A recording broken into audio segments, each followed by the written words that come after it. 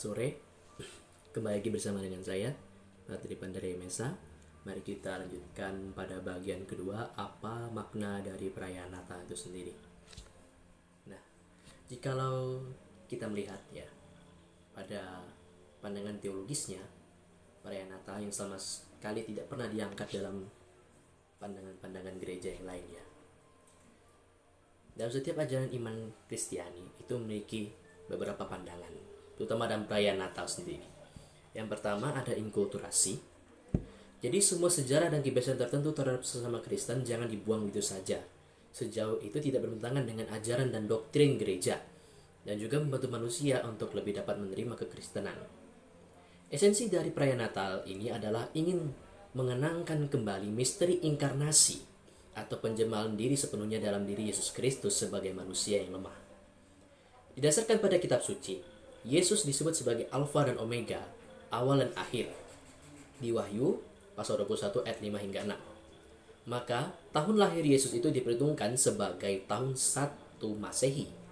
Dengan ini, maka orang-orang yang dulu merayakan paganisme matahari yang tak terkalahkan dimaknai dengan teologi Kristen sebagai Yesus Tuhan dan benar dan sang terang dunia. Manusia di dalam relung hatinya mempunyai keinginan untuk menemukan penciptanya. Prinsip baru ini disebut dengan grace perfect nature atau rahmat yang menyempurnakan sifat alamiah. Maka tidak salah jika mengadopsi tanggal yang sama dengan menyempurnakan konsep yang lama dan salah ini hingga menjadi benar. Tanggal ini 25 Desember, besok kita rayakan, menjadi siklus yang dirayakan berulang-ulang setiap tahun. Tanggal ini juga senantiasa mengingatkan akan pandangan luas masyarakat yang sudah sangat yakin sebagai hari lahir Yesus Kristus sendiri. Di dalam pandangan gereja Katolik, masa Advent selama 4 minggu menjadi masa penantian untuk mendengarkan nubuat, tobat, dan persiapan hati serta budi dalam menyambut kelahiran Yesus Kristus. Lalu kita masuk pada pelaksanaan perayaannya. Apakah kita dapat merayakan sebelum tanggal 25? Dalam gereja Katolik tentunya tidak boleh untuk merayakan sebelum tanggal 25. Itu dikarenakan kembali lagi saya katakan ada 4 minggu masa Advent yang sangat khas dan istimewa akan penantian diri dari hati yang budi yang tidak baik sebelumnya agar mau menerima pertobatan yang penuh, sepenuh-penuhnya. Dengan kata lain, menerima Dia yang hadir dan menjelma menjadi manusia lewat hati dan budi yang baru. Secara liturgis ini dimulai sejak Vigili Natal atau malam Natal atau malam suci hingga tiba pada hari Epifani atau penampakan Tuhan atau hari tiga raja. Bahkan masih ada yang mempertahankannya hingga pada hari pembaptisan Tuhan atau Baptismatum Domini. Mengapa ada pembedaan dalam perayaan Natal di gereja Barat dan Timur? Gereja Barat menggunakan kalender Gregoriano yang jatuh pada tanggal 25 Desember, sedangkan gereja Timur menggunakan kalender Julian yang dimana jatuh pada 7 Januari.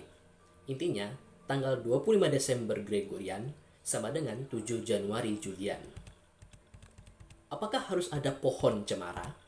Nah, sejarahnya itu bermula ketika orang kudus Katolik yaitu Santo Bonifacius pada abad ke-8 hendak merombak kegiatan paganisme di daerah Jerman yang disebut dengan desa Geismar, ya. Dengan memotong pohon oak yang ada di sana yang disebut-sebut itu sebagai kehadiran Dewa Thor atau Dewa Petir. Ketika hendak melaksanakan perayaan Natal itu, pendeta yang pagan itu hendak mempersembahkan kurban dengan seorang anak kecil. Lalu Santo Bonifacius mengatakan, di sini salib Kristus akan mematahkan palu kafir Dewa Thor, katanya. Setelah itu uskup ini menangkis palu pengorbanan dipakai untuk kurban pagan tersebut hingga hancur berkeping-keping. Lalu ia menebang pohon itu, pohon oak yang tadi saya sebutkan, terbelah menjadi 4 bagian.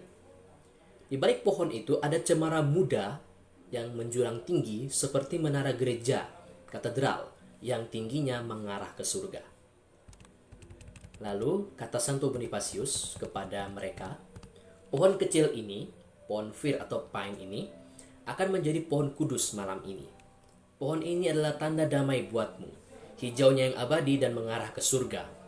Biarlah dinamai dengan pohon kanak-kanak Yesus. Berimpunlah sekelilingnya, bukan di tengah hutan liar, melainkan ada di rumahmu. Dan persembahkanlah kurban yang bukan darah dan daging, melainkan cinta kasih Allah. Setelah itu seluruh desa tersebut bersedia untuk bertobat dan percaya kepada Kristus.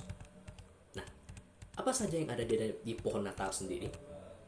Yang pertama, ada bintang yang terang di puncak, melambangkan bintang timur Yesus atau bintang Bethlehem yang menuntun para Majus untuk mencari raja bagi dunia. Lalu bentuknya yang kerucut, yang senantiasa mengarahkan kita kepada surga dan berfokus pada perkenanan Allah. Warnanya yang hijau, yang mungkin sekarang sudah sering kali dilupakan makna teologisnya ya. Lambang hidup abadi berkat kuasa kemenangan Kristus atas dosa. Lalu ada dekorasi terang benderang dan gemerlap yang menandakan bahwa Kristus sendiri adalah terang dan sukacita bagi dunia. Nah, mungkin ada juga yang bertanya-tanya, apakah Yesus lahir di gua atau di kandang? Saya menjawabnya pertama, jika dijawab lahir di kandang, pastinya merujuk pada berdasarkan Alkitab, dan juga kota lahir yang jelas di dalam Alkitab adalah Bethlehem. Ya. Lalu kata Ibrani yaitu kata luma yang maknanya lantai bawah rumah di sini bermakna sejalan dengan apa yang disebut dengan rumah penginapan pemiliknya. Ya. Dan di mana juga di situ pastinya ya disediakan tempat makan bagi hewan atau palungan. Legenda pernah menyebutkan bahwa Maria dan Yusuf ditolak sampai 3 kali karena tidak memiliki tempat untuk menerima mereka di penginapan manapun. Mungkin alasan miskin, tak punya harta, ruangan sudah penuh. Ya.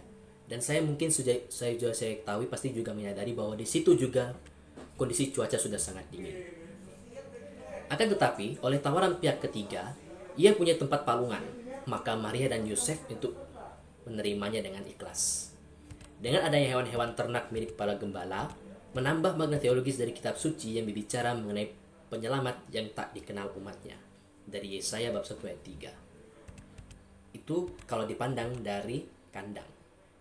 Nah, kalau dilihat dari gua, ya, dijawab dengan gua, itu kembali pada sejarah orang kudus Katolik Lega, yaitu Santo Fransiskus Assisi ketika merayakan perayaan malam Natal di Gresio tahun 1222 atau 1223. Di situ ada mukjizat bahwa ketika menggendong patung bayi Yesus, patung itu berubah menjadi bayi yang dapat menangis.